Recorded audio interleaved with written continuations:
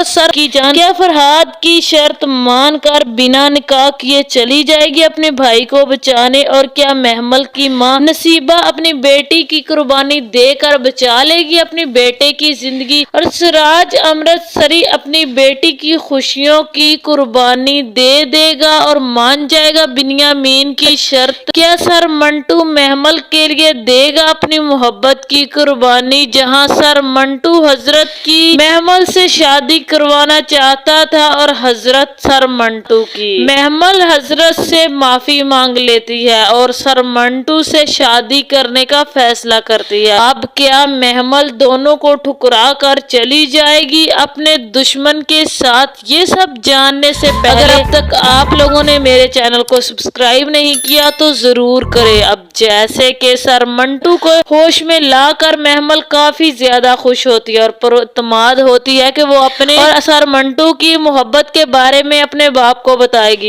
اس کا باپ بھی اس کے کہنے پر منع نہیں کرے گا۔ ادھر حضرت کو پورا بھروسہ ہوتا ہے کہ محمل سر منٹو سے محبت کرتی ہے، اس سے ہرگز شادی نہیں کرے گی۔ دوسری طرف اپنی بیٹی مدیحہ کے کہنے پر بنیامین بہت بڑا قدم اٹھائے گا، مگر اس سے پہلے بنیامین نے شرط رکھی تھی کہ صلح کرنے کے بدلے محمل کا نکاح ہوگا فرحاد سے، نہیں تو شمریز جیل کی سلاخوں کے پیچھے ہوگا۔ ادھر فرحاد بھی جیل جائے گا۔ ادھر مدیحہ اور ختیجہ کو جب سمجھ آتی ہے کہ فرحاد کسی بھی قیمت پر محمل کو حاصل کر کے ہی دم لے گا،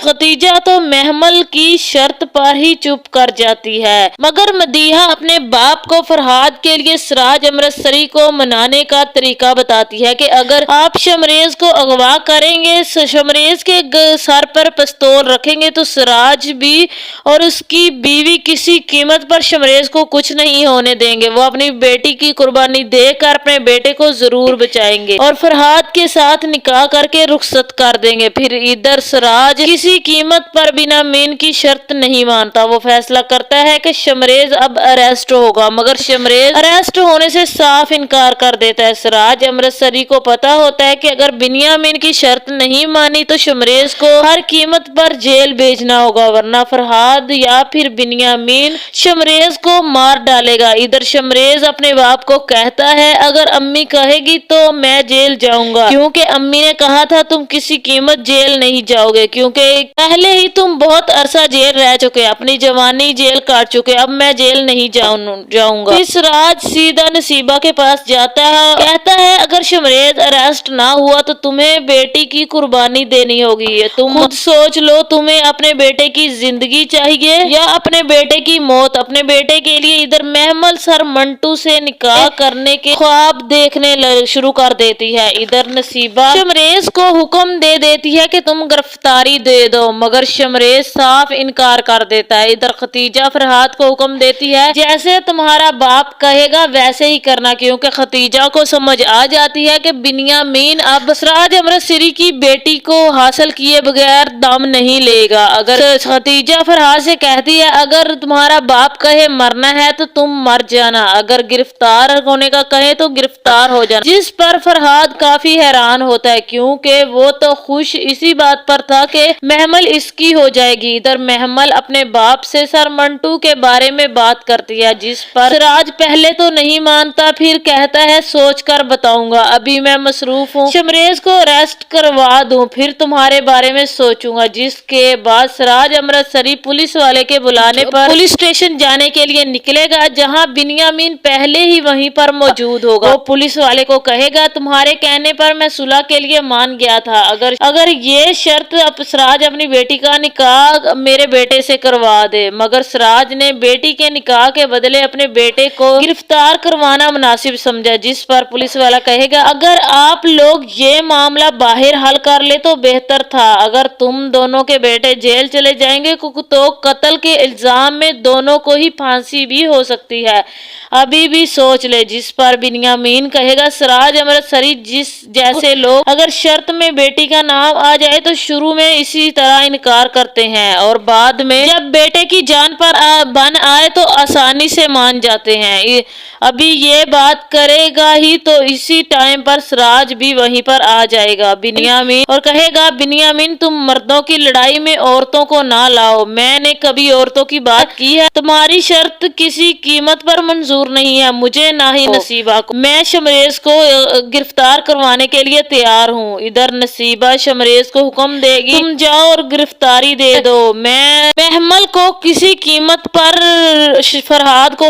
فرہاد کے حوالے نہیں کروں گی۔ مگر شمریز صاف انکار کر دے گا، جس پر نصیبہ زبردستی شمریز کو پولیس اسٹیشن بھیجے گی۔ ادھر بنیامین فرہاد کے اریسٹ ہونے کی بات سن کر پولیس اسٹیشن سے چلا جائے گا، پھر فرہاد کو حکم دے گا، فون کر کے کہے گا کہ شمریز گرفتاری دینے کے لیے آ رہا ہے، تم اسے شمریز کی زندگی چاہیے تو محمل کو بنا نکاح کیے ہمارے حوالے کر دو، ورنہ شام تک شمریز کی لاش تم لوگوں کو مل جائے گی۔ ادھر محمل سر منٹو سے معذرت کر لے گی اور وہاں سے جلدی چلی جائے گی، کیونکہ سر منٹو تو پہلے ہی نکاح نہیں کرنا چاہتا تھا۔ سر منٹو حضرت کی شادی ہر قیمت پر محمل سے کروانا چاہتا تھا، کیونکہ وہ جانتا تھا اس کو بچانے میں سب سے بڑا ہاتھ حضرت کا ہی ہے۔ پھر فرہاد دوبارہ فون کرے گا اپنی بیٹی کو لے آ اور اپنے بیٹے کو لے جا، جس پر سراج کہے گا تمہاری ہمت کیسے ہوئی میرے بیٹے کو ہاتھ لگانے کی، جس کے بعد ختیجہ بنیامین کے ہاتھ سے موبائل پکڑے گی اور کہے گی اگر ایک بیٹا میرا گیا تو سمجھو ایک تمہارا بھی گیا، اگر محمل تم لوگوں نے فرہاد کے حوالے نہ کی تو سمجھ لو تمہارے بیٹے کی لاش تم تک پہنچ جائے گی۔ جہاں محمل بھی ختیجہ کی ساری باتیں سن لے گی، جس کے بعد محمل خود فرہاد کے پاس چلی جائے گی اور اپنے بھائی کو چھڑوا کر فرہاد سے نکاح کر لے گی۔ جہاں محمل سر منٹو کے گھر آنے کے بعد اس کے ساتھ زندگی گزارنے کے خواب دیکھ رہی تھی، سر منٹو سے نکاح کرنے کے، اور حضرت سے بھی فون کر کے معذرت کر لیتی ہے اور سر منٹو سے